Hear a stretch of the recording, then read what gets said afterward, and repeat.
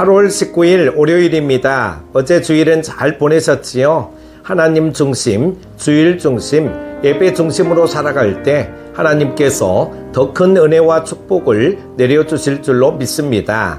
오늘 함께 묵상할 말씀은요, 열왕기하 25장 18절에서 30절입니다. 시대장이 대제사장 스라야와 부제사장 스바냐와 성전 문지기 세 사람을 사로잡고 또 송중에서 사람을 사로잡았으니 곧 군사를 거느린 넷이 한 사람과 또 송중에서 만난 바 왕의 시종 5사람과 백성을 징집하는 장관의 서기관 한 사람과 성중에서 만난 바 백성 60명이라 시대장 누부사라단이 그들을 사로잡아 가지고 리블라 바벨론 왕에게 나아가매 바벨론 왕이 하맛 땅 리블라에서 다 쳐 죽였더라. 이와 같이 유다가 사로잡혀 본토에서 떠났더라.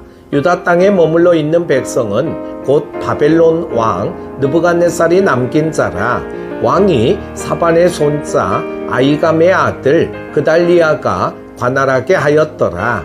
모든 군대 지휘관과 그를 따르는 자가 바벨론 왕이 그달리아를 지도자로 삼았다 함을 듣고 이에 느다니아의 아들 이스마엘과 가리아의 아들 요하난과 느도바 사람 단후멧의 아들 스라야와 마하가 사람의 아들 야하샤니아와 그를 따르는 사람이 모두 미스바로 가서 그달리아에게 나아가매 그달리아가 그들과 그를 따르는 군사들에게 맹세하여 이르되 너희는 갈대아인을 섬기기를 두려워하지 말고 이 땅에 살며 바벨론 왕을 섬기라. 그리하면 너희가 평안하리라 하니라. 7월에 왕족 엘리사마의 손자 느다니아의 아들 이스마엘이 부하 10명을 거느리고 와서 그달리아를 쳐서 죽이고 또 그와 함께 미스바에 있는 유다 사람과 갈대아 사람을 죽인지라. 노소를 막론하고 백성과 군대 장관들이 다 일어나서 애굽으로 갔으니 이는 갈대아 사람을 두려워함이었더라. 유다의 왕 여호야긴이 사로잡혀 간 지 37년 곧 바벨론의 왕 에올무로닥이 즉위한 지 5년 12월 그달 27일에 유다의 왕 여호야긴을 옥에서 내놓아 그 머리를 들게 하고 그에게 좋게 말하고 그의 지위를 바벨론에 그와 함께 있는 모든 왕의 지위보다 높이고 그 제수의 의복을 벗게 하고 그의 일평생에 항상 왕의 앞에서 양식을 먹게 하였고 그가 쓸 것은 날마다 왕에게서 받는 양이 있어서 종신토록 끊이지 아니하였더라. 아멘. 바벨론에게 멸망당한 남유다의 상황은 그야말로 앞이 보이지 않는 캄캄함 그 자체였습니다. 사회 지도층 인사들이 바벨론의 포로로 끌려가고 주로 가난한 농민들만 남은 황폐한 땅에는 절망이 가득한 것처럼 보였습니다. 그러나 본문은 하나님이 포로된 자들을 다시 돌아오게 하시겠다는 약속을 지키시기 위해 신실하게 일하고 계심을 보여줍니다. 사람들은 대부분의 절망적인 상황에서 눈에 보이는 것만을 보고 그것들이 주는 정보만 믿습니다. 그래서 좌절하고 낙심합니다. 그러나 믿음의 사람들은 눈에 보이지 않는 것을 소망하며 사람들을 일깨웁니다. 이런 사람들이 선각자요 사람들을 이끌 지도자입니다. 그래서 대적들은 백성을 일깨우는 선각자들을 제거하기 위해 온 힘을 다합니다. 여호와의 성전 기물들을 모두 노략해간 바벨론은 이제 백성의 정신을 깨우쳐 줄 수 있는 영적 지도자 대제사장 스라야와 부제사장 스바냐와 성전 문지기 세 사람마저 붙잡아 갑니다. 또 성 안에서 바벨론에 저항하던 남유다의 남은 지도자들과 백성 또한 사로잡아 갑니다. 바벨론 왕은 유다 땅에 남은 백성에게 일말의 여지도 두지 않습니다. 반역을 꿈꾸는 이들이 두려움에 사로잡히도록 잡아간 이들을 모두 쳐 죽여버립니다.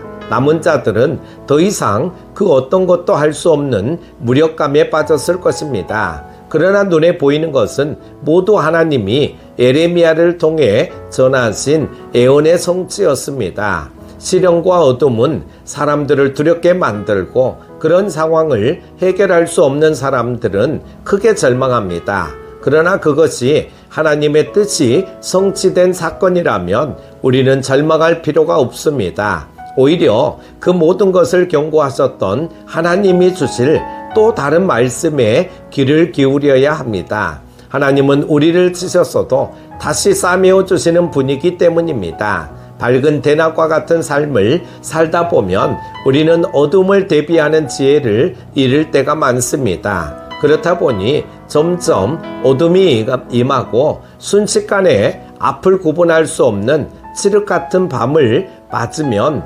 당황합니다. 또 아무리 기다려봐도 다시 바뀌지 않는 눈앞의 상황은 이젠 이렇게 살 수밖에 없다는 체념을 심어줍니다. 그러나 밤이 지나면 해가 뜬다는 사실을 알고 있는 사람에게는 어둠은 끝이 아니라 과정일 뿐입니다. 남유다를 식민 통치하기 위해 바벨론에서 보낸 사람은 유다의 명문가 출신으로 바벨론에 호의적이었던 그달리아입니다. 그는 선지자 예레미야의 예언을 따르는 정책을 펼쳤습니다. 그러나 총독으로 임명된 지 불과 2달 만에 바벨론에 저항하는 왕족 이스마엘 일당에 의해 피살됩니다. 이처럼 남유다의 현실은 한 치 앞도 알 수 없는 혼란의 연속이었습니다. 그런데 바벨론에서는 포로로 끌려간 남유다의 왕 여호야긴이 왕족으로 우대받으면서 구원 역사의 서막을 전합니다.